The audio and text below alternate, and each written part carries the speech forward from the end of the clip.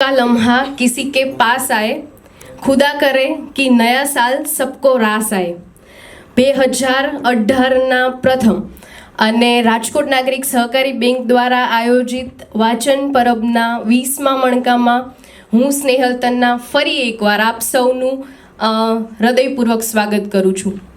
આજે થોડોક સ્વાર્થ મારા મનગમતા વિડીયોથી શરૂઆત.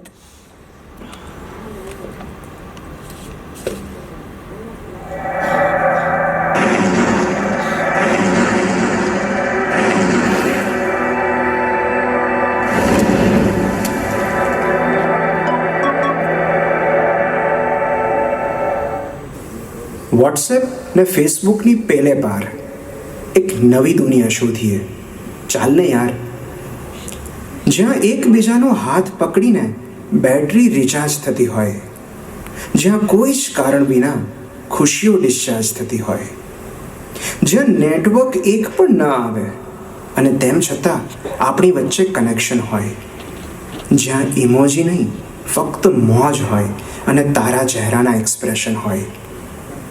ચાલ ને યાર, એક એવી દુનિયા શોધીએ જ્યાં શબ્દ લખાતો ન હોય, બોલાતો હોય, હોઈએ ફક્ત આપણે બે અને આપણી પાસે બહુ બધી વાતો હોય, જ્યાં કોઈ ડીપી બદલાય નહીં, કવર પેજ પણ એનું એ જ, આસપાસ ખુલ્લું આકાશ હોય અને આવતું હોય ફક્ત તારું કવરેજ, જ્યાં મેસેજ મળ્યાની જાણ પેલી બ્લુ ટિકથી નહીં તારી આંખોથી થાય.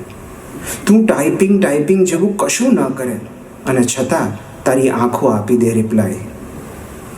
ચાલ ને યાર, એક એવી દુનિયા શોધીએ જ્યાં હળવેથી હાથ મૂકીએ ને કોઈ માણસ અનલોક થાય, ગમતું વાતાવરણ મળ્યા કરે અને અણગમતું બધું જ બ્લોક થાય, જ્યાં પ્રેમથી ગળે મળીએ ને મનમાં રહેલા બધા ડેટા એક સાથે ટ્રાન્સફર થાય. દોસ્ત, તું મોબાઈલ કે લેપટોપ જેવું કશું જ ન હોય અને છતાં મને તારી કદર થાય. ચાલ ને યાર, એક એવી દુનિયા શોધીએ. આ વિડીયોના કરતા હરતા સમારતા ડૉક્ટર નિમિતભાઈ આપણી વચ્ચે જ છે. નિમિતભાઈને આપણે જણાવીએ કે અમે દર વખતે એક ઇન્સ્પિરેશનલ વિડીયોથી શરૂઆત કરીએ છીએ અને આજે અમે તમારો વિડીયો ચૂઝ કર્યો છે. સાથે એ પણ જણાવી દઈએ કે નિમિતભાઈની સાથે એમના મમ્મી પપ્પા નિખિલભાઈ અને હર્ષના મેડમ પણ છે, તો તમારું પણ અમે દિલથી સ્વાગત કરીએ છીએ. વેલકમ.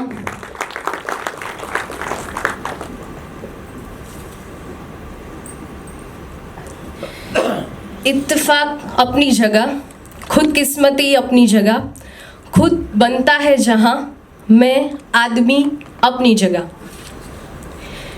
ભૂતકાળને બહુ યાદ ન કરવો જોઈએ આવું વડીલો કહેતા હોય છે, પણ આટલી સોનેરી મીઠી યાદો કોને વાગોળવી ના ગમે.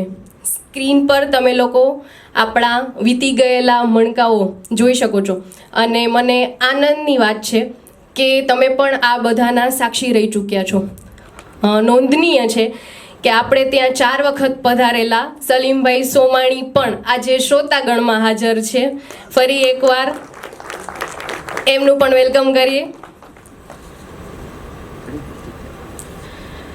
18મા મણકામાં આપણે સૌએ આપણા ફેવરિટ ધ્રુવ દાદાને સાંભળ્યા. એમણે એમનો રાજીપો વ્યક્ત કરતો એક પત્ર આપણને લખ્યો હતો.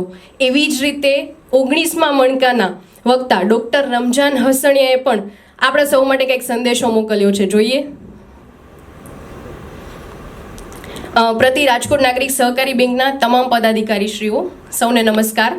આપ દ્વારા પ્રતિમાસ ચાલતા પુસ્તક પરબના 19મા મણકા રૂપે તારીખ 16 ડિસેમ્બર 2017ના રોજ મારી પ્રિયતમ કૃતિ પ્રેમાનંદ કૃત સુદામા ચરિત્ર વિશે વિગતે વાત કરવાની તક સાંપડી તે બદલ હૃદયપૂર્વક આભારની લાગણી વ્યક્ત કરું છું. કોઈ બેંક આ રીતે સદવાચનના પ્રસારનું કાર્ય કરે તે ખરે જ અનુમોદનીય કૃત્ય છે.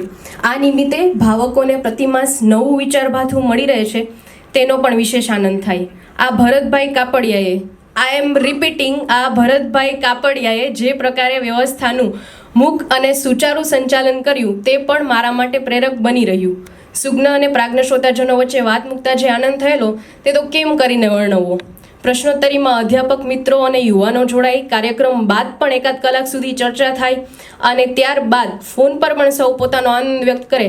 આ સઘળું એ બાબતની પુષ્ટિ કરે છે કે હજુ લોકોને પ્રાચીન પ્રશિષ્ટ કૃતિઓમાં એટલો જ રસ છે. સૌ ભાવક મિત્રો, આયોજકો તેમજ વ્યવસ્થાપકો પ્રત્યે કૃતજ્ઞતાની ભાવના વ્યક્ત કરતા વિરમું છું સ્નેહાધીન રમજાનના પ્રણામ.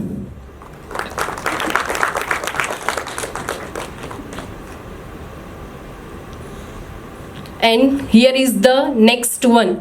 17 ફેબ્રુઆરી 2018 આપણી માળાનો 21મો મણકો રહેશે. ઓ હેનરીની સદાબહાર વાર્તાઓ. અનુવાદક અને વક્તા હશે પરેશ વ્યાસ. આજનું પુસ્તક માટીનો માણસ. બોસ, શરત લગાવવા તૈયાર આપણે. એક વખત જો આ બુક વાંચવાની શરૂ કરશો તો પૂરી કર્યા વિના તમે ઊભા નહીં થાવ. આ જાત અનુભવ છે. અને આ બુક લખનાર આજના આપણા વક્તા અને મહેમાન ડૉક્ટર નિમિત ઓઝા, કિડનીના સર્જન અને હૃદયથી સર્જક. કોઈની જિંદગીના જીવવાનું નિમિત્ત બનવું એ કોઈ પદવીથી કમ નથી, આવું હું નહીં, નિમિતભાઈ કહે છે. અને સાલું બધા સ્પીકર આવતા પહેલાં મને એવી મીઠી ધમકી મારી દે કે મારો પરિચય તમારે લોકોને બોર કરવાનો નહીં અને ટૂંકો રાખવાનો. તો બસ, અમે ડરતા નથી, કેમ કે અમને ગાજવું પણ ગમે છે અને ગજવવું પણ ગમે છે. જેમના 3 પુસ્તકો અત્યાર સુધીમાં બહાર પડી ગયા છે એવા ડૉક્ટર નિમિત ઓઝાના વાચકો અને ચાહકો માટે એક સારા સમાચાર મને આ મંચ પરથી આપતા આનંદ થાય છે કે તમે અને હું જે નિમિતભાઈની કવિતાઓના ચાહક છીએ એ કવિતાઓ સંગ્રહ બનીને પુસ્તક સ્વરૂપે બહુ જ જલ્દી બહાર આવવાનું છે. તો એ માટે પણ આપણે એમને શુભેચ્છા પાઠવીએ.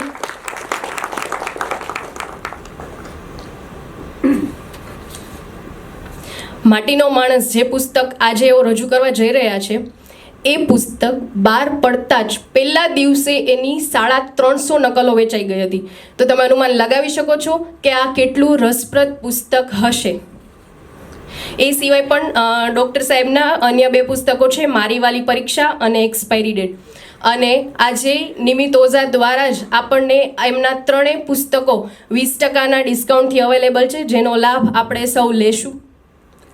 તાજેતરમાં જ ડૉક્ટર નિમિત ઓઝાને ગુજરાત લિટરેચર ફેસ્ટિવલમાં એમના પુસ્તક મારી વાલી પરીક્ષા માટે વિશિષ્ટ બુકના કેટેગરીમાં અવોર્ડ મળ્યો છે. તો જોરદાર તાળીઓથી વધાવી લઈએ એ અવોર્ડ માટે.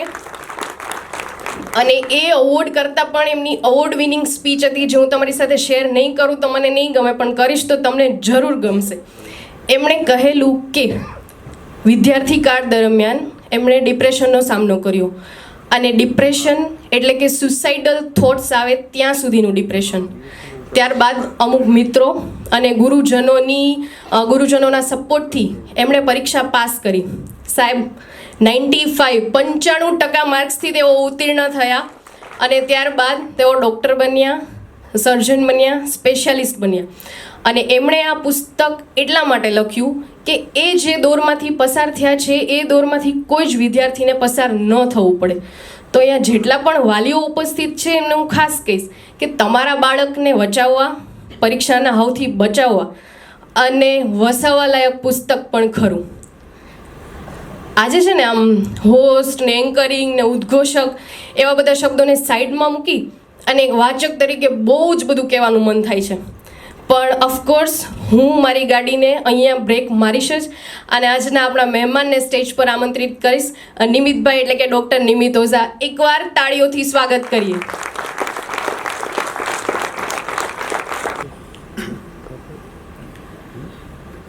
રાજેશ વ્યાસ મિસ્કિન સાહેબના એક મુક્તકથી શરૂઆત કરું છું કે ઓરડામાં એક સરસ ચિત્ર હોય પૂરતું છે. ઓરડામાં એક સરસ ચિત્ર હોય પૂરતું છે.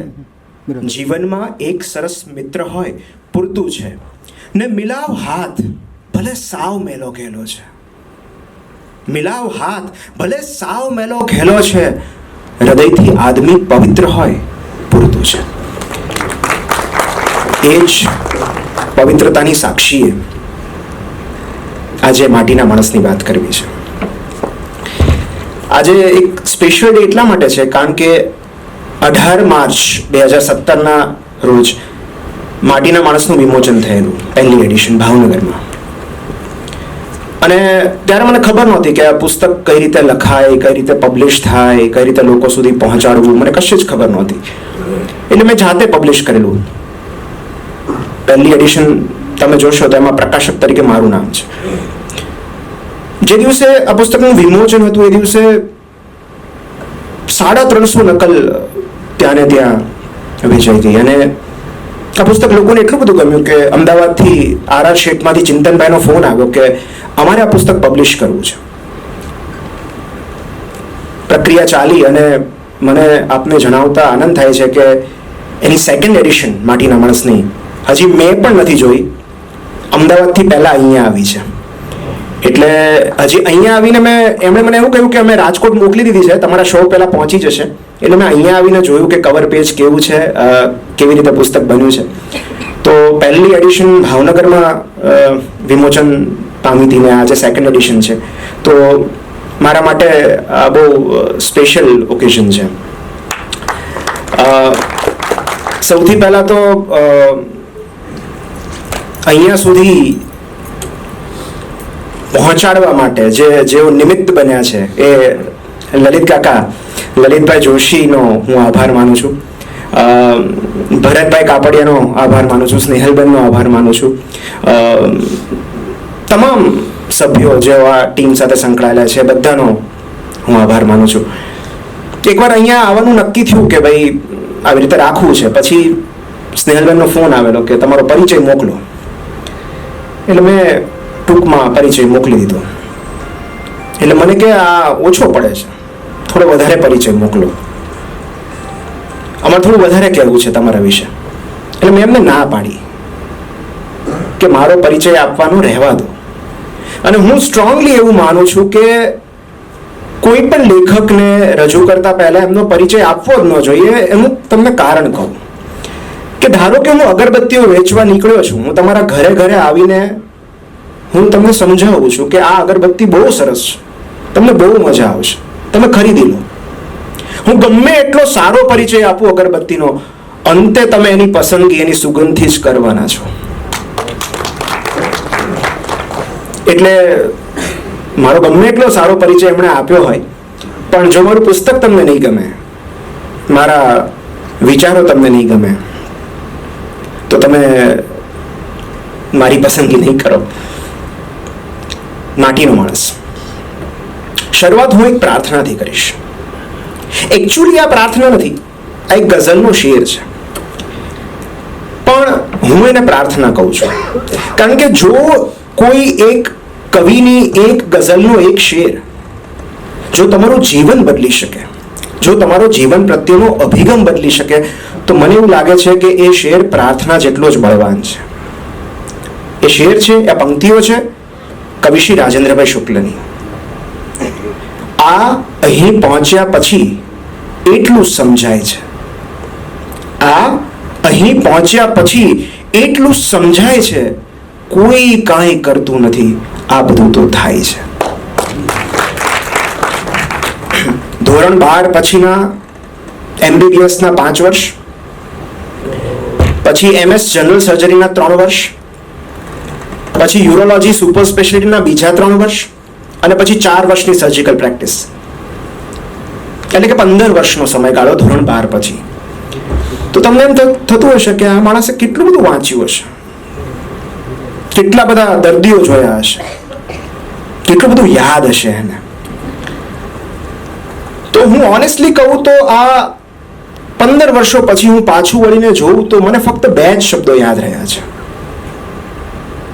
આટલા બધા પુસ્તકો વાંચ્યા પછી પણ, આટલા બધા શિક્ષકો જોડે રહ્યા પછી પણ, આટલા બધા દર્દીઓ જોયા પછી પણ મને ફક્ત 2 જ શબ્દો યાદ રહ્યા છે. તમે એમ કહી શકો કે આ 2 શબ્દો સમજવામાં મને 15 વર્ષ લાગ્યા. આ 2 શબ્દો છે શ્રદ્ધા અને સબૂરી. સુકાઈ ગયેલું પાન ફરીથી લીલું થઈ શકે કઈ? સુકાઈ ગયેલું પાન ફરીથી લીલું થઈ શકે કાંઈ? બધું જ શક્ય છે દોસ્ત, જો માથે હાથ મૂકી દે સાઈ. અને સુકાઈ ગયેલા પાનને લીલા થવાની વાત તો એક બાજુ, સુકાઈ ગયેલા પાનને ખરવું પણ હોય ને તો પણ સાંઈ બાબાની પરમિશન લેવી પડે છે. આ દુનિયામાં આપણે આવીએ પછી આપણો પહેલો બોલાતો શબ્દ હોય છે માં કે બા. આપણે સૌથી પહેલા બા બોલીએ છીએ. અને આ દુનિયામાંથી જતા પહેલા આપણો છેલ્લો બોલાતો શબ્દ હોય છે બા. બા મરાઠીમાં આઈ એટલે મમ્મી, અને સાઈનો અર્થ દુનિયાની કોઈ પણ ભાષામાં એક જ થાય, આપણું હોવું તે, આપણું અસ્તિત્વ. એટલે આપણે બા માંથી નીકળીને બાબામાં જવાનું છે, આઈમાંથી નીકળીને સાઈમાં જવાનું છે. અને જે વાહન આપણને બાથી બાબા સુધી લઈ જાય છે, આઈથી સાઈ સુધી લઈ જાય છે, એ વાહન એટલે માટીનો માણસ. આ માટીનો માણસ શું છે? કેમ માટીનો માણસ? કેમ આવું નામ? મને ઘણા બધા પૂછે છે કે નિમિતભાઈ કેમ આવું નામ? તો હું તમને એક ઉદાહરણ આપું કે માં ચાર્જર લેપટોપ બેગમાં. તો હું તમને એક ઉદાહરણ આપું કે આપણા ઘરેથી કોઈ આપણું સ્વજન કોઈ લાંબી મુસાફરી પર જતું હોય ત્યારે આપણે ઘરે દીવો કરીએ છીએ એ નીકળે ત્યારે. કેમ એવું? તમે ઓબ્ઝર્વ કરજો કે જ્યારે પણ આપણે એકબીજાથી છૂટા પડીએ ને ત્યારે આપણે કોઈને કોઈ ઈશ્વરનું નામ લઈને છૂટા પડતા હોઈએ છીએ. સાંઈરામ, સીતારામ, જય શ્રી કૃષ્ણ, જય જિનેન્દ્ર, કોઈને કોઈ ઈશ્વરનું નામ લઈને આપણે છૂટા પડીએ છીએ. કેમ? અને જ્યારે આપણે પાછા મળીએ છીએ ત્યારે પણ ઈશ્વરનું નામ લઈને આપણે એકબીજાને ગ્રીટ કરીએ છીએ.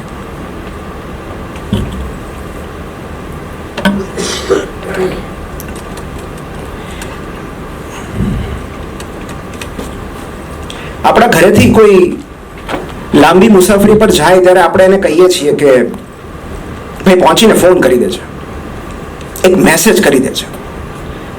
પહેલાના જમાનામાં એવું કહેતા કે કાગળ લખજો. કેમ આવું? આવો ડિલિવરી રિપોર્ટ કેમ આપણે જોઈએ છે? આવું કન્ફર્મેશન કેમ આપણે જોઈએ છે? કારણ કે આપણને ડર હોય છે કે ઘરેથી નીકળેલી વ્યક્તિ એને જ્યાં જવાનું છે ત્યાં પહોંચી નહીં શકે તો, એને રસ્તામાં કોઈ અડચણ ઊભી થશે તો. આપણે છૂટા પડતી વખતે એટલા માટે ઈશ્વરનું નામ લઈએ છીએ કારણ કે આપણને ડર હોય છે કે કદાચ આપણે ફરી પાછા નહીં મળી શકીએ તો. અને માટે ઈશ્વરનું નામ લઈને આપણે ઈશ્વરને ભલામણ કરીએ છીએ, આપણને ફરી મેળવવા માટે, આપણને જીવતા રાખવા માટે. અને માટે જ્યારે આપણે ફરી પાછા મળીએ છીએ ત્યારે ઈશ્વરનું નામ લઈને આપણે એનો આભાર વ્યક્ત કરીએ છીએ. આપણે દેવો એટલા માટે કરીએ છીએ કારણ કે ઘરેથી નીકળનાર વ્યક્તિ સુખરૂપ એના ડેસ્ટિનેશન સુધી પહોંચી જાય એની બધી જ જવાબદારી આપણે દીવા પર નાખવાની હોય છે. કારણ કે આપણને ડર છે કે વ્યક્તિ એની મંજિલ સુધી નહીં પહોંચી શકે તો. આપણામાં રહેલો આ ડર એટલે આપણામાં રહેલો માટીનો માણસ. માટીનું શરીર ઓઢીને આપણે સૌ વરસાદના શહેરમાં ફરીએ છીએ. કવિતાની ભાષામાં કહું તો ફુગ્ગા જેવી જાત લઈને આપણે ટાંકણીઓના શહેરમાં ફરીએ છીએ. ત્યારે આવનારી દરેક પળ, દરેક ક્ષણ કે જેમાં આપણે હયાત છીએ એક ચમત્કાર છે. આપણે કહીએ છીએ ને કે મિરેકલ્સ ડુ હેપન. ચમત્કારો ક્યારેક ક્યારેક થાય છે. હું એવું કહીશ કે ચમત્કારો ક્યારેક નહીં, ચમત્કારો રોજ થાય છે. પણ આપણી ચમત્કારની વ્યાખ્યા કંઈક અલગ છે. આપણે ચમત્કારને ક્યારેય સૂક્ષ્મ સ્વરૂપે જોયો જ નથી. હું તમને એક ઉદાહરણ આપું કે કોઈ બાળક રડતું હોય અને આપણે એને એક રમકડું પકડાવી દઈએ અને બાળક રમકડાથી રમવા લાગે. થોડા સમય પછી એ રમકડું તૂટી જાય અને બાળક રડવા લાગે ત્યારે બાળકને જાણ નથી હોતી કે આ રમકડું શું કામ તૂટ્યું. ત્યારે આપણે બાળકને સમજાવીએ છીએ કે બેટા આ તો તકલાદી હોય, આ તૂટી જ જાય. અને રમકડું તૂટ્યાનો બધો જ આરોપ, બધો જ આક્ષેપ આપણે મેન્યુફેક્ચરર ઉપર નાખી દઈએ છીએ અને બાળક સમજી જાય છે. અચ્છા, હવે આ બાજુ હોસ્પિટલમાં માંદગીને કારણે કોઈ એક દર્દી અવસાન પામે છે અને સગાઓના ટોળા આવીને અમને પૂછે છે કે સાહેબ આ કેસ ફેલ કેમ થયો? ત્યારે સગાઓની હાલત બિલકુલ પેલા બાળક જેવી હોય છે જેને જાણ નથી હોતી કે આ રમકડું શું કામ તૂટ્યું. બસ ફરક એટલો છે કે અમે ડોક્ટર્સ મેન્યુફેક્ચરને દોષ નથી આપી શકતા કે એણે બનાવેલી બધી વસ્તુઓ તકલાદી જ હોય. અને જ્યારે જ્યારે તમે કોઈ ડોક્ટરને પૂછશો ને કે સાહેબ આ કેસ ફેલ કેમ થયો, ત્યારે દરેક ડોક્ટર મનમાં તો વિચારતો જ હશે, ભલે કદાચ તમને ન કહી શકે, કે હે ઈશ્વર, ક્યારે થશે ભાન તને આટલું? હે ઈશ્વર, ક્યારે થશે તને ભાન આટલું? તારા જેવો કુંભાર ને આવું તકલાદી માટલું? આપણે બધા પોતપોતાનું તકલાદીપણું પહેરીને ફરીએ છીએ અને એકબીજાને સેમ પિંચ કહીએ છીએ. આપણે બધા જાણીએ છીએ કે સાવ ટેમ્પરરી શરીરમાં ટેમ્પરરી શ્વાસ પહેરીને આપણે લાઈફ ટાઈમની વેલિડિટી વાળી શ્રદ્ધા રિચાર્જ કરાવતા હોઈએ છીએ. એક અમારા યુરોલોજીના પ્રોફેસર હતા સાહેબ. હી મસ્ટ બી અરાઉન્ડ 45-50, પણ full of energy, full of optimism, કાયમ આગળની વાતો કરે, ભવિષ્યની વાતો કરે. એમની અંદર 10 રિસર્ચ ટ્રાયલ્સ ચાલતા હતા. મુંબઈની લીલાવતી હોસ્પિટલમાં તેઓ કન્સલ્ટન્ટ યુરોસર્જન હતા અને એકેડેમિક્સમાં એમને એટલો બધો રસ કે કાયમ લોકો એમાં સ્પેશિયલ લેક્ચર્સ ભરવા જાય. મને યાદ છે ત્યારે હું પૂનામાં રેસિડેન્સી કરતો હતો સર્જરીની, અને દર બુધવારે રાત્રે 9 થી 12 સાહેબનું લીલાવતી હોસ્પિટલમાં લેક્ચર હોય અને મારે કોઈ પણ સંજોગોમાં એ ભરવું હતું. એટલે અમારે ત્યારે એવું રેસિડેન્સીમાં અમને રજા ના મળે, અડધા દિવસની રજા ના મળે. એટલે what I use to do કે અમારી હોસ્પિટલ કોથરૂડમાં હતી, તો સાંજે 5 વાગે સાહેબનો રાઉન્ડ પતે એટલે મારા સિનિયરને કહી અને હું સીધો પૂના રેલવે સ્ટેશન જાઉં, ત્યાં મારું વ્હીકલ પાર્ક કરું, મને 5:30-6ની ઇન્ટરસિટી મળે, એ પકડી લઉં, એ મને 9:15 દાદર ઉતારે અને ત્યાંથી હું તાત્કાલિક લીલાવતી જાઉં. જે 2 કલાક 2.5 કલાક સાહેબનું લેક્ચર સાંભળવા મળ્યું એ ભરીને 12 વાગે પાછો કલ્યાણ પહોંચું ને ત્યાંથી જે ટ્રેન મળતી એમાં બેસીને સવારે 4 વાગે પૂના, સવારે 7 વાગે પાછી હોસ્પિટલ. ક્યારેક તો એવું બન્યું હોય કે હું મોડો પડ્યો હોય, લોકલાઇટ્સથી આખો રૂમ ભરાઈ ગયો હોય, બેસવાની જગ્યા ન મળે, તો બહાર ઊભા રહીને પણ મેં એમનું લેક્ચર સાંભળેલું છે કે જે થોડા અમી છાંટણા આપણા ઉપર પડ્યા. કોઈ પણ સીએમઈ હોય, કોન્ફરન્સ હોય, મુંબઈમાં જ નહીં ભારતમાં, તો આ સાહેબ તો હોય ને હોય જ. એકવાર બન્યું એવું કે મુંબઈમાં એમનું એક આવી સ્પીચ હતી અને આખું ઓડિટોરિયમ ડોક્ટર્સથી ભરાયેલું હતું, ઘણા બધા ડોક્ટર્સ હતા અને સાહેબ આવી રીતે પોડિયમ પર ઉભા રહીને સ્પીચ આપતા હતા. સ્પીચ આપતા આપતા તેઓ 5 સેકન્ડ અટક્યા, 5 સેકન્ડનો પોઝ લીધો. એટલે લોકોને એવું લાગ્યું કે કંઈક ભૂલી ગયા સાહેબ, અથવા કંઈક નવું યાદ આવ્યું, હમણાં કંઈક નવું આવશે. એ 5 સેકન્ડ પછી હી કોલેપ્સ્ડ. પોડિયમની બાજુમાં ઢળી પડ્યા. એમનું ફેમિલી પણ ત્યાં હાજર હતું અને આગલી હરોળમાંથી બધા ડોક્ટર્સ તાત્કાલિક પહોંચી ગયા અને એમને રિવાઇવ કરવાનો પ્રયત્ન કર્યો, પણ હી વોઝ નો મોર. એમના ટ્રાયલ્સ અધૂરા રહી ગયા. કહેવાનો મતલબ એમ કે આવનારી પળમાં આપણા હૃદયને ધબકવું ગમશે કે કેમ એની પણ આપણને જાણ નથી અને આપણે વાતો કરીએ છીએ અનલિમિટેડ 4G ડેટાની. પણ આપણે કરી શકીએ છીએ કારણ કે આપણે બહુ ઓપ્ટિમિસ્ટિક પ્રજા છીએ. આપણે એટલા બધા ઓપ્ટિમિસ્ટિક છીએ કે આપણે ક્યારેક આપણી જાતમાં રહેલા માટીના માણસને સ્વીકારી નથી શકતા. આપણી આસપાસ રહેલી અસંખ્ય શક્ય શારીરિક અને માનસિક દુર્ઘટનાઓની વચ્ચે માણસ જેવી તકલાદી જાત સ્વસ્થ રહી શકે છે, એ જ મોટો ચમત્કાર છે.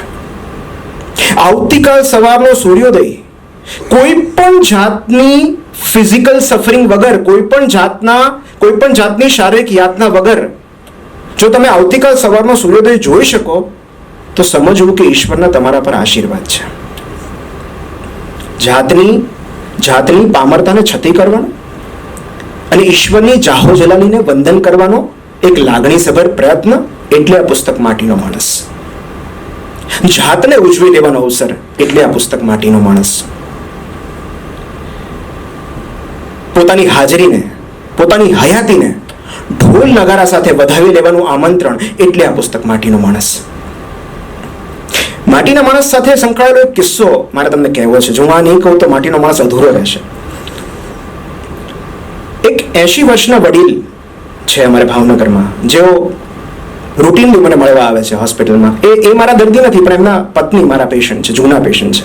એટલે જ્યારે જ્યારે એમના પત્ની હોય ત્યારે એ દાદા પણ સાથે આવે છે. અને હી સો વેલ ફિઝિકલી ફિટ કે એમને જોઈને કોઈ કહી ન શકે કે હી ઇઝ 80. બહુ જ નિયમિત લાઈફસ્ટાઈલ. સવારે ચાલવા જવાનું, પુષ્કળ વાંચવાનું, હોસ્પિટલ જવાનું, હોસ્પિટલના માટે જવાનું, કારણ કે તેઓ ભાવનગરની બહુ મોટી ટ્રસ્ટ હોસ્પિટલના ટ્રસ્ટી છે.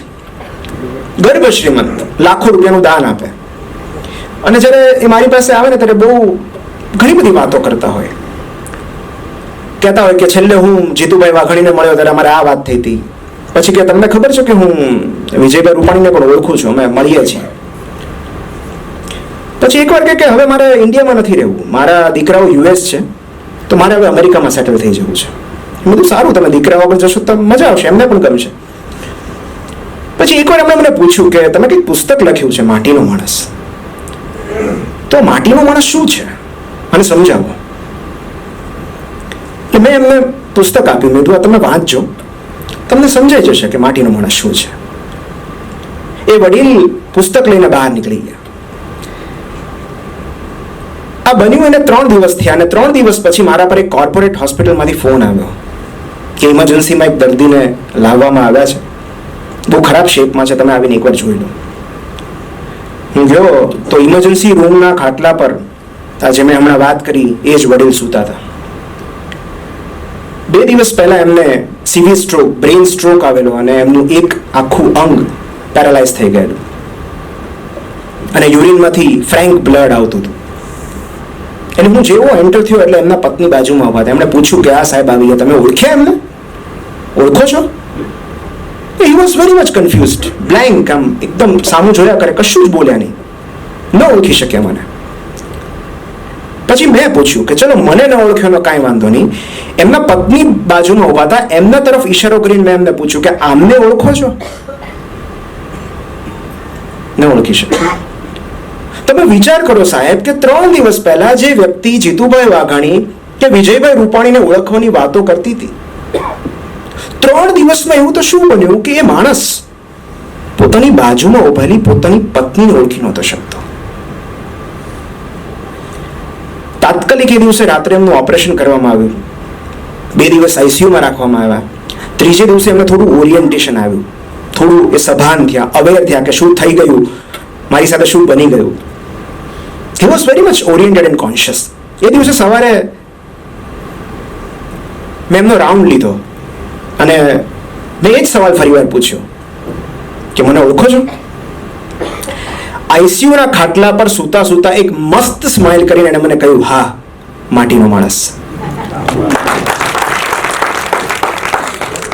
એમની આંખોમાં આંસુ હતા અને એમણે મને કહ્યું કે નિમિતભાઈ, મને ખબર નહોતી કે માટીનો માણસ સમજવા માટે મારે છેક આઈસીયુ સુધી આવવું પડશે.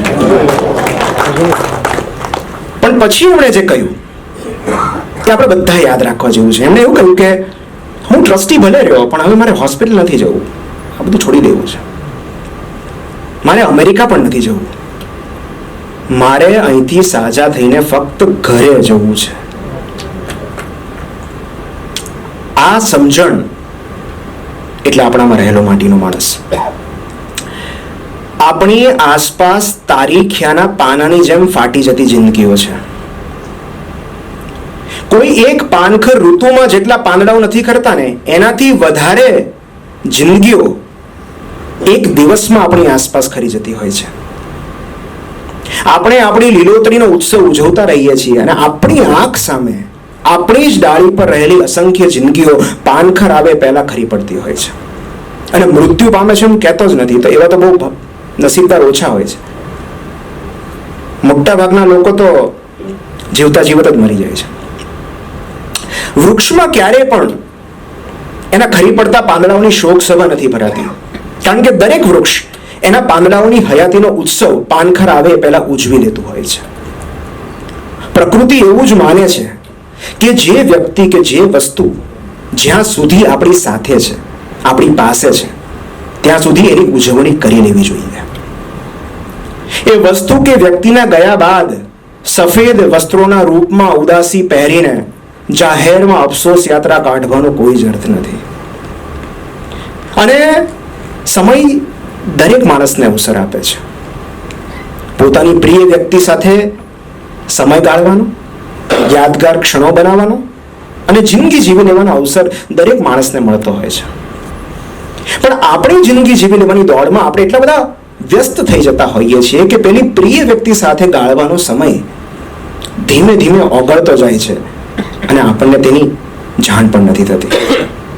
બોસ, આપણે એવા સમયમાં જીવીએ છીએ કે જ્યાં કોઈ વ્યક્તિ સાથે હોવાના અને કોઈ વ્યક્તિ સાથે સુખી હોવાના પુરાવા આપણે તે વ્યક્તિ સાથે સેલ્ફી લઈને આપવા પડે છે. સંબંધોમાં રહેલા સુખનું ડોક્યુમેન્ટેશન આપણે આપણા મનમાં કે આપણા હૃદયમાં નથી કરી શકતા અને માટે આપણે એ ફેસબુક પર કરવું પડે છે. આપણે બધા ગ્રુપ સેલ્ફી લઈએ છીએ. આપણે જ્યારે જાહેરમાં હોવાના પુરાવાઓ આપવા પડે ને ત્યારે સમજવું કે આપણે ખરેખર બહુ એકલા છીએ. આપણે નાનપણમાં આપણે બહુ હોશભેર જન્મદિવસની ઉજવણી કરતા. આપણે એક ફૂંક મારીને બધી મીણબત્તીઓ ઓલવી નાખતા અને મમ્મી પપ્પા બાજુમાં ઊભા રહીને હેપી બર્થડે ટુ યુ ગાતા અને તાળીઓ પાડતા. આપણે નાનપણથી જ જન્મદિવસની ઉજવણી ખોટી રીતે કરતા આવ્યા છીએ. મોટા થયા પછી સમજાય છે કે જન્મદિવસની ઉજવણી કશું ઓલવીને નહીં, કશું પ્રગટાવીને કરવાની હોય. અને આપણા બાળપણના ફોટોગ્રાફ્સ જોઈએ ને આપણે, ત્યારે આપણને ખબર પડે કે બોસ, આ તો બહુ મોટો લોચો થઈ ગયો. ફૂંક મીણબત્તીઓને નહોતી મારવાની, ફૂંક મારવાની હતી જન્મદિવસને. અને ઉજવણી જન્મદિવસની નહોતી કરવાની, ઉજવણી કરવાની હતી બાજુમાં ઉભેલા મમ્મી પપ્પાની. કાયમ એવું બનતું હોય છે કે ઉજવવા જેવી ઘટના આપણી બાજુમાં ઊભી રહીને તાળીઓ પાડતી હોય અને આપણે સામે જોઈને ફૂંક માર્યા કરીએ છીએ. મીણબત્તીઓની કદર ત્યારે જ થાય છે જ્યારે મીણ ઓગળતું જાય અને અંધારું ઘેરાતું જાય. આ મીણબત્તીઓ એટલે આપણી આજુબાજુ રહેલા લોકો, આપણી આજુબાજુ રહેલી વ્યક્તિઓ, આપણી આજુબાજુ રહેલા સંબંધો જે આપણને પ્રકાશ પૂરો પાડે છે, જે આપણને અજવાળું આપે છે. આ ઓગળતું જતું મીણ એટલે પસાર થઈ રહેલો સમય અને આ ઘેરાતું અંધારું એટલે આપણામાં રહેલો માટીનો માણસ. એક 15 વર્ષની છોકરી મારી પાસે પેશન્ટ તરીકે આવે છે. એને કંઈક શી હેડ સમ ન્યુરોલોજિકલ પ્રોબ્લેમ અને હિસ્ટ્રી કહેતા કહેતા એ પોતાના બંને હાથ મારા ટેબલ પર રાખે છે. અને મેં નોટિસ કર્યું કે એના બંને હાથ પર ઉજરડાઓ છે. અને મેં પૂછ્યું કે શું થયું બેટા? કોઈ એક સ્ત્રી કે કોઈ એક માણસના શરીર પર પડેલા ઉજરડાઓ જોઈને જો આપણા મનમાં કેમ કે શું કામ એવો પ્રશ્ન ન ઉદ્ભવે તો સમજવું કે ઉજરડા એના શરીર પર નહીં, આપણી સંવેદનાઓ પર પડ્યા છે. એટલે મેં પૂછ્યું કે શું થયું? એટલે મને કે સાયકલ ચલાવતા શીખું છું, બેલેન્સ નથી રહેતું ને પડી જવાય છે એટલે વાગ્યું. એટલે મેં કીધું કેમ તને સાયકલ ચલાવતા નથી આવડતું? અત્યાર સુધીમાં તો તને આવડી જવું જોઈએ. એટલે મને કેમ સાયકલ ચલાવવાની ક્યારે જરૂર જ નથી પડી. એટલે મેં કીધું હું સમજ્યો નહીં કાંઈ. મને કે હું જ્યારે બહુ નાની હતી ને ત્યારે મારા પપ્પા મને સાયકલની પાછલી સીટ પર બેસાડીને ગામમાં આંટો મરાવતા. મને બહુ જ મજા આવતી અને મને મજા આવે છે એટલા માટે પપ્પા હું ના ન કહું ત્યાં સુધી સાયકલ પર મને ફેરવે રાખતા. આવું ખાસો ટાઈમ ચાલ્યું. પછી હું મોટી થઈ, નિશાળે જતી થઈ તો મને સાયકલ પર બેસવાની મજા આવે છે ફક્ત એટલા માટે પપ્પા મને ઘરેથી નિશાળે સાયકલ પર મૂકવા આવતા અને નિશાળ પૂરી થાય પછી નિશાળેથી ઘરે લેવા આવતા. હું સાયકલ પર પાછળ બેસીને પપ્પાને કચકચાવીને પકડી લઉં ત્યારે પપ્પા મારી સાથે વાતો કરવાનો ઘણો પ્રયત્ન કરે. એ મને મારા શિક્ષકો વિશે પૂછે, મારા મિત્રો વિશે પૂછે, પણ ત્યારે મારું ધ્યાન પપ્પાની વાતોમાં ન હોય. હું આજુબાજુના ખેતરો જોતી હોઉં, નદીઓ જોતી હોઉં, વૃક્ષો જોતી હોઉં હું ગીતો ગાતી હોઉં. પપ્પા ઘણીવાર કહેતા કે સાયકલ ચલાવતા શીખી જા ને. તો હું કહેતી કે શું જરૂર છે, તમે છો ને એમ. એટલે મેં પૂછ્યું કે તો હવે શું થયું, હવે કેમ સાયકલ શીખવાની જરૂર પડી? એટલે મને કે 2 મહિના પહેલા મારા પપ્પાનું અચાનક અવસાન થયું. થોડા દિવસ તો હું નિશાળે ન ગઈ. પછી મેં ચાલતા ચાલતા નિશાળે જવાની શરૂઆત કરી. ત્યારે મને પહેલી વાર સમજાયું કે મારા ઘરથી મારી નિશાળ કેટલી દૂર છે. મારા ઘરથી નિશાળ સુધીનું અંતર મને પહેલી વાર સમજાયું. એટલે મને લાગ્યું કે હવે તો મારે સાયકલ શીખવી જ પડશે. તો હવે સાયકલ શીખવાનો પ્રયત્ન કરું છું. પપ્પા વગર બેલેન્સ નથી રહેતું ને પડી જવાય છે. ત્યારે મેં છેલ્લો પ્રશ્ન પૂછ્યો કે પપ્પા હતા ત્યારે સાયકલ કેમ ન શીખી લીધી? અને એણે જે જવાબ આપ્યો એ કદાચ આપણે બધાએ એવો જ જવાબ આપ્યો હોત. એણે એવું કહ્યું કે સાહેબ, પપ્પા વગરની સાયકલની આગલી સીટની મેં ક્યારેક કલ્પના જ કરી નહોતી. મેં ક્યારે એવું વિચાર્યું જ નહોતું કે સાયકલની આગલી સીટ ખાલી થઈ શકે છે, ખાલી હોઈ શકે છે. અને મને આજે સમજાય છે કે જ્યારે હું પપ્પાની પાછળ બેસીને જતી ને ત્યારે મારા જીવનમાં કેટલું બધું સુખ હતું, કેટલો બધો કમ્ફર્ટ હતો. ત્યારે પપ્પાની સાથે વાતો કરવાને બદલે મેં મારો સમય આજુબાજુના વાતાવરણને જોવામાં વેડફી નાખ્યો. હવે જ્યારે ઘરેથી નિશાળે જાઉં છું ને ત્યારે એના એ જ ખેતરો હોય છે, એની એ જ નદીઓ હોય છે, એના એ જ વૃક્ષો હોય છે. પણ આમાંનું કશું જ હવે મને જોવું નથી ગમતું, કારણ કે હવે મારી સાથે મારા પપ્પા નથી.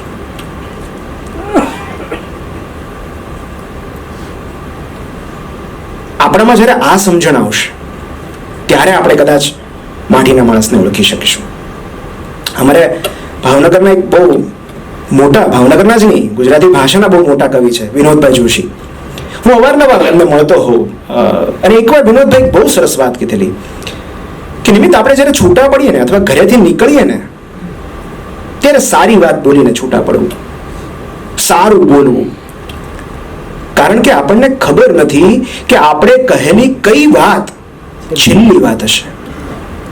અને તમે ઓબ્ઝર્વ કરશો કે જ્યારે પણ કોઈ વ્યક્તિના મૃત્યુના સમાચાર આવે ને ત્યારે પહેલો વિચાર તમને જ આવશે કે છેલ્લે એમણે શું કહેલું, છેલ્લી મુલાકાત ક્યારે થઈ હતી. કોઈ તમને ફોન પર કહે ને કે ફલાણી વ્યક્તિ ગુજરી ગયા, તરત અરે 2 દિવસ પહેલા તો વાત થઈ, એમણે મને કહ્યું કે તારા ઘરે આવવું છે.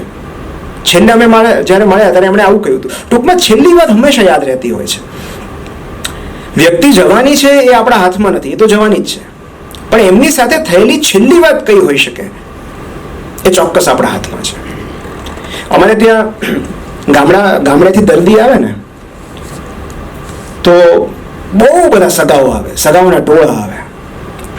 અને કેટલાક સગા તો એવા ખબર કાઢવા આવ્યા હોય કે જેને દર્દીનું નામ સુદ્ધા ખબર ન હોય, એને ખાલી ગામનું નામ ખબર હોય. બહાર રિસેપ્શન પર આવીને પૂછે કે ઓલા ચોગટથી દાખલ કર્યા જ નહીં, ક્યાં છે?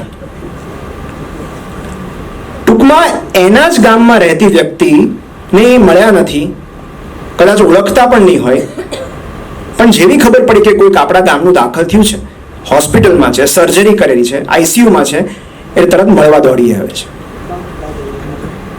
આપણું પણ આવું જ છે. કદાચ એક જ શહેરમાં રહેતા હોઈએ, એ વ્યક્તિને 6 મહિના, વર્ષ સુધી આપણે મળ્યા પણ ન હોઈએ, પણ જેવા સમાચાર આવે કે આઈસીયુમાં છે કે માંદા છે એટલે આપણે તરત પહોંચી જઈએ છીએ, તરત ફોન કરીએ છીએ. કેમ આપણે એને મળવા આટલા બધા ડેસ્પરેટ થઈ જઈએ છીએ? કારણ કે આપણને ડર હોય છે. કોઈ પણ વસ્તુ કે વ્યક્તિ જ્યાં સુધી ગુમાવવાનો આપણને ડર. મારો ફ્રેન્ડ છે પણ મારું ક્રોનિક પેશન્ટ છે, એટલે મને ક્યાંય ચેન નથી પડતો. બહુ સ્ટ્રેસ છે લાઈફમાં, બહુ ચિંતા થાય છે, બહુ જ વિચારો આવે છે, બહુ અજંપો છે લાઈફમાં, ક્યાંય શાંતિ નથી. શાંતિ મેળવવા માટે હું કેટલી જગ્યાએ ગયો પણ મને ક્યાંય શાંતિ ન મળી. એટલે મેં કીધું મને કહો તો ખરા કે તમે ક્યાં ગયા શાંતિ મેળવવા માટે? એટલે મને કે સૌથી પહેલા તો હું દીવ ગયો. 3 દિવસ દીવમાં પસાર કર્યા પણ કઈ અજંપો ઓછો ન થયો. સતત ચિંતા રહ્યા કરી. શેની ચિંતા થાય છે એવું પણ મેં ન પૂછ્યું. પછી મને કે પછી હું ગોવા ગયો, 3-4 દિવસ ગોવા રહ્યો, પણ સ્ટ્રેસ ઓછો ન થયો. પછી હું અમેરિકા ગયો, પછી હું સ્વિટ્ઝરલેન્ડ ગયો, પણ ક્યાંય મેળ નથી પડતો. ખબર નથી કે શેની બેચેની છે, શેનો અજંપો છે. એટલે મેં તો હું તમને એક જગ્યા સજેસ્ટ કરું, ત્યાં તમે જાઓ. મને કે હું જઈ આવ્યો છું, સોમનાથ જઈ આવ્યો છું, દ્વારકા જઈ આવ્યો છું, શિરડી જઈ આવ્યો છું, પણ આ અજંપો ઓછો નથી થતો. એટલે મેં કહ્યું કે હું જ્યાં કહીશ ત્યાં તમે જશો? મને કે શાંતિ મળે હું ગમે ત્યાં જઈશ. મેં કીધું એક સાંજે થોડો સમય કાઢીને સ્મશાને આંટો મારજો. એકવાર સાંજે સ્મશાને જઈને બેસો. કોઈની પણ સ્મશાન યાત્રા જતી હોય ને એમાં જોડાઈ જાઓ. આજુબાજુની વ્યક્તિઓ એ મરનારી વ્યક્તિ વિશે શું બોલે છે ને એ ધ્યાનથી સાંભળો. એમની સાથે જાઓ સ્મશાન સુધી, અને પછી બધી વિધિ તટસ્થ રીતે જુઓ. આપણું કોઈ સ્વજન ગુજરી જાય ને ત્યારે આપણે આટલા તટસ્થ રીતે નથી જોઈ શકતા. ડેડ બોડીને ઘી લગાડે છે, કપાળે ચંદન કરે છે, પેલું ઇલેક્ટ્રિક સ્મશાનનું બારણું ખુલે છે ને એ જુઓ. ડેડ બોડીને અંદર લઈ જાય ને પહેલા એકવાર એના ખિસ્સા તપાસો,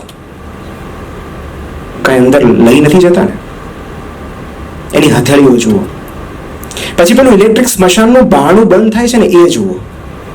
પછી રડતા રડતા એમનું નજીકનું સ્વજન પેલું ઇલેક્ટ્રિક સ્મશાનનું બટન દબાવે છે ને એ જુઓ. પછી થોડા દૂર ઊભા રહી ઇલેક્ટ્રિક સ્મશાનની ઉપર રહેલી ચીમનીમાંથી જે ધુમાડો નીકળે છે ને એ ધુમાડો જુઓ. અને એ ધુમાડો જોઈને એકવાર વિચાર કરી લેવો કે અંતે અહીંયા પહોંચવાનું છે. લાઈફમાંથી બધો સ્ટ્રેસ ઓટોમેટિક ઓછો થઈ જશે કે ધુમાડો બનવા માટે આટલી બધી ચિંતા કરવાની. મારી દ્રષ્ટિએ આ પૃથ્વી પરનું સૌથી ઉદાર કોઈ સ્થળ હોય તો એ સ્મશાન છે. એ તમને ક્યારેય ના પાડતું જ નથી. રાત્રે 11 વાગે મંદિરે જાઓ તો દર્શન નહીં થાય, બારણા બંધ હશે મંદિરના, કે અત્યારે નહીં કાલ સવારે આવજો, પૂજારી ના પાડી દેશે. સ્મશાન હંમેશા ખુલ્લું જ હોય છે. 2 વાગે જાઓ, 3 વાગે જાઓ, ક્યારેય ના પાડે છે. જેવી હાલતમાં આપણે પહોંચીએ એવી હાલતમાં આપણને સ્વીકારી લે છે.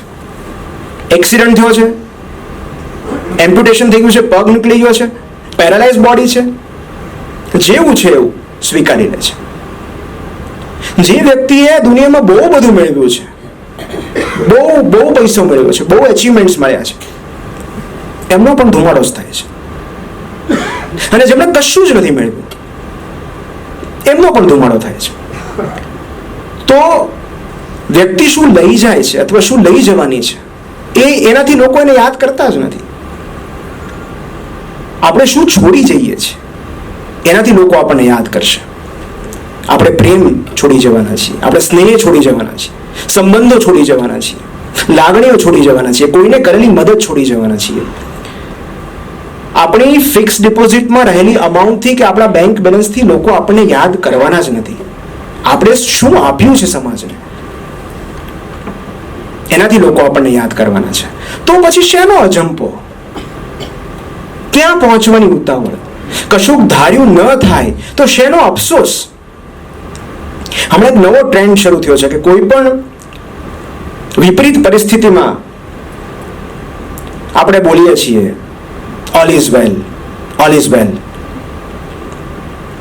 પણ આ ઓલ ઇઝ વેલ નો કન્સેપ્ટ નવો નથી, બહુ જૂનો છે.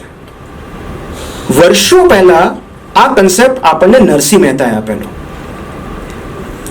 જે ગમે જગત ગુરુ દેવ જગદીશને, તે તણો ખરખરો ફોક કરો, આપણો ચિંતવ્યો અર્થ કઈ નવસરે, ઉગરે એક ઉદ્વેગ ધરવો. આ 4 લાઈન આ દુનિયાની સૌથી મોટી સાંત્વના છે, સૌથી મોટું કાઉન્સેલિંગ છે, સૌથી મોટી પોઝિટિવિટી છે. આપણે વર્ષોથી એવું માનતા આવ્યા છીએ કે ઈશ્વર આપણામાં જ છે. આપણે એવું કહીએ છીએ કે ઈશ્વર આપણામાં જ છે. જેમના સંતાનો MBBS-માં હશે અથવા જેમના મિત્રો ડોક્ટર હશે એમને ખ્યાલ હશે કે ફર્સ્ટ MBBS-માં પહેલા જ દિવસે તમને ડેડ બોડી આપવામાં આવે, કરો ડિસેક્શન. અને અમે ક્યુરિયોસિટીથી કે અંદર શું હશે, પગના અંગૂઠાથી લઈને માથાના વાળ સુધી આખું બોડી ખોલી નાખી. અને વર્ષોથી ચાલી આવતી માન્યતા કે ઈશ્વર આપણામાં જ છે, ફર્સ્ટ MBBS ના પહેલા દિવસે જ ખોટી પડે કે ખોટું શું કામ બોલો છો? છે આમાં ક્યાં ઈશ્વર? ચલો આપણે ડેડ બોડીની વાત કરીએ છીએ. એમ માની લઈએ કે કદાચ માણસનું મૃત્યુ થાય પછી ઈશ્વર શરીર છોડીને ચાલ્યા જતા હશે. પણ હવે અમે લિવિંગ બોડીઝમાં સર્જરી કરીએ છીએ. હું એબ્ડોમેન ઓપરેટ કરું છું, મારો ફ્રેન્ડ હાર્ટ ઓપરેટ કરે છે. તો આજ સુધી કોઈ ડોક્ટરને હ્યુમન બોડીની અંદર ઈશ્વર દેખાણા નથી. તો પછી ઈશ્વર ક્યાં છે? ઈશ્વર આપણી અનુભૂતિમાં છે. ઈશ્વર આપણી સંવેદનાઓમાં છે. ઈશ્વર આપણી લાગણીઓમાં છે. કોઈ વ્યક્તિમાં તમારે ઈશ્વરને જોવો હોય તો એનો એક સરળ રસ્તો છે કે કોઈ પણ જાતના કારણ વગર, કોઈ પણ જાતની અપેક્ષા વગર એને ખુશ કરવાનો પ્રયત્ન કરજો અથવા એને મદદ કરજો. પછી એની આંખોમાં જે દેખાશે ને એ ઈશ્વર છે. જીવતા માણસમાં રહેલા ઈશ્વર તત્વને આપણે નમસ્કાર સુદ્ધા કરતા નથી, અને માણસ મરી જાય પછી એના ડેડ બોડીને આપણે વંદન કરતા હોઈએ છીએ. મારો એક ઓર્થોપેડિક મિત્ર છે, એકવાર હસતો હતો મને કે હાડકા ભણી ભણીને હવે મગજ એવું થઈ ગયું છે ને કે માણસ સામેથી ચાલ્યો આવતો હોય ને તો માણસ ન દેખાય, હાડકા જ દેખાય, હાડપિંજર જ દેખાય. કે મારા 70 વર્ષના દાદા છે તો એની હું શેક હેન્ડ કરું ને તો મને હાથ ન દેખાય, હેડિયસ નેલ ને એવું જ દેખાય. એમ બધું તારો પ્રોબ્લેમ નથી, બધાનો પ્રોબ્લેમ છે. પછી એકવાર એના દાદાજી અવસાન પામ્યા અને અમે બંને સાથે સ્મશાને ગયા. તો તમે જોજો કે ઇલેક્ટ્રિક સ્મશાનમાં બોડી જાય ને પછી બે જ રિઝલ્ટ આવે, એશિસ એન્ડ બોન્સ, રાખ અને અસ્થિઓ. એટલે પેલા આપ્યું કે આ તમારા સ્વજનના અસ્થિઓ. માણસ શરીરમાં કેટલાક એવા બોન્સ હોય છે કે જે ઇલેક્ટ્રિક સ્મશાનમાં પણ રાખ નથી થતા. કેટલાક ઈરાદાઓ પણ એવા હોય છે.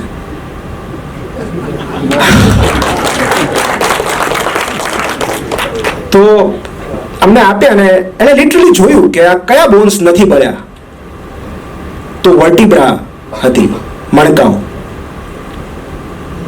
એટલે મને હસતા હસતા કે આ મણકામાં મને મારા દાદા દેખાય છે. તમે વિષમતા જુઓ સાહેબ કે માણસ જ્યારે જીવતો હોય છે ત્યારે જીવતા માણસમાં આપણે અસ્થિપણું શોધીએ છીએ, અને માણસ મરી ગયા બાદ એના અસ્થિઓમાં આપણે માણસને શોધતા હોઈએ છીએ. લોકો મને અવારનવાર પૂછતા હોય છે કે તમે ક્યારે લખો છો, તમને લખવાનો ટાઈમ કેવી રીતે મળે છે? ત્યારે મારો એમને સામો સવાલ હોય છે કે તમે હસો છો ક્યારે? તમને હસવાનો ટાઈમ કેવી રીતે મળે છે? તમને રડી લેવાનો ટાઈમ કેવી રીતે મળે છે? આપણે ક્યારે એવું નથી વિચારતા કે સવારે 6 થી 7 હું હસી લઈશ, સાંજે 7 થી 8 ટાઈમ હું ફ્રી છું, હું રડી લઈશ. હસવું આવી જાય છે, રડવું આવી જાય છે, કારણ કે તે એક અભિવ્યક્તિ છે, ઇમોશન્સ છે, એક્સપ્રેશન્સ છે. એવી જ રીતે આ પુસ્તકમાં રહેલા શબ્દો એ મારી અભિવ્યક્તિ છે. એટલે એની માટે મારે સમય ન ફાળવવાનો હોય. ભીત ફાડીને પીપળો બહાર આવે ને એમ સમયનું કવચ તોડીને અભિવ્યક્તિઓ બહાર નીકળતી હોય છે. અને હું બહુ દ્રઢપણે એવું માનું છું કે એક ડોક્ટર થઈને જો હું વેદના સમજી શકું તો સંવેદના કેમ નહીં. આ પુસ્તક 2 વિભાગમાં વહેંચાયેલું છે. બંને અલગ અલગ વિભાગો છે. વિભાગ 1 એટલે માટીનો માણસ. એ માટીના માણસમાં મેડિકલ ક્ષેત્રના કેટલાક અનુભવો રજૂ કરેલા છે. અને વિભાગ 2 એટલે સંવેદનાના હસ્તાક્ષર. આપણે બધા અસંખ્ય સંવેદનાઓથી ઘેરાયેલા છીએ. આ બધી સંવેદનાઓ આપણી આસપાસ હોય છે, પણ આપણી આજુબાજુ રહેલા આવરણને કારણે એ સંવેદનાઓ આપણા સુધી પહોંચતી નથી. મોબાઈલના ટચ સ્ક્રીનથી ટેવાઈ ગયેલા આપણા ટેરવાઓ ક્યારે સંવેદના ગુમાવી દીધી છે, એમણે ક્યારે સંવેદના તેઓ ગુમાવી ચૂક્યા છે એની જાણ પણ આપણને નથી થતી. સંવેદનાની ચાદર ઉઠીને આપણા બધામાં એક માટીનો માણસ તૂટ્યું વળીને સૂતેલો છે. આપણે એને જગાડવાનો છે. સંવેદનાની વાત આપણે કરી રહ્યા છીએ ત્યારે એક બહુ સરસ કિસ્સો મારે તમને કહેવો છે, મારો પોતાનો કિસ્સો છે. મને એક મારા મિત્રએ એક ગિફ્ટ આપેલી, એક કાર્ડ ગિફ્ટ કરેલું. મને એવું કહ્યું કે આ કાર્ડ જે છે ને એમાં તુલસીના બી છે, એની અંદર તુલસીના બી છે, એટલે તમે ઘરે જઈ અને ક્યારામાં કાર્ડ વાવી દેજો, આમાંથી તુલસીનો છોડ નીકળશે. એટલે મને કન્સેપ્ટ બહુ ગમ્યો કે તમે કોઈને તુલસી આપી શકો, એનાથી સારી પ્રેઝન્ટ તો કઈ હોઈ શકે. એટલે ઘરે જઈને આ કાર્ડ મેં મારી દીકરીને, 5 વર્ષની દીકરી છે મારી, એને મેં આપ્યું. મેં કીધું બેટા આ આપણે વાવશું ને પછી એમાંથી તુલસીનો છોડ નીકળશે. And she was very much excited. 2 દિવસ સુધી કંઈ મેળ ન પડ્યો. 3જા દિવસે મારો હાથ પકડીને મને બહાર લઈ ગઈ કે હવે આજે તો વાવી જ દેવું છે. પછી અમે ખાડો ખોદ્યો, એ કાર્ડ વાવ્યું અને એની ઉપર અમે થોડી માટી નાખી દીધી. પછી અમે થોડું પાણી નાખ્યું. પછી એનો પહેલો સવાલ એ હતો કે હવે ઉગશે ક્યારે. એટલે મેં કીધું બેટા આપણે ટાઈમ આપવો પડશે, તાત્કાલિક ન ઉગે, 3-4 દિવસ આપણે જોઈએ. મેં કીધું તું રોજ એને પાણી પાઈશ, તું રોજ એની સંભાળ રાખીશ ને તો નક્કી ઉગશે.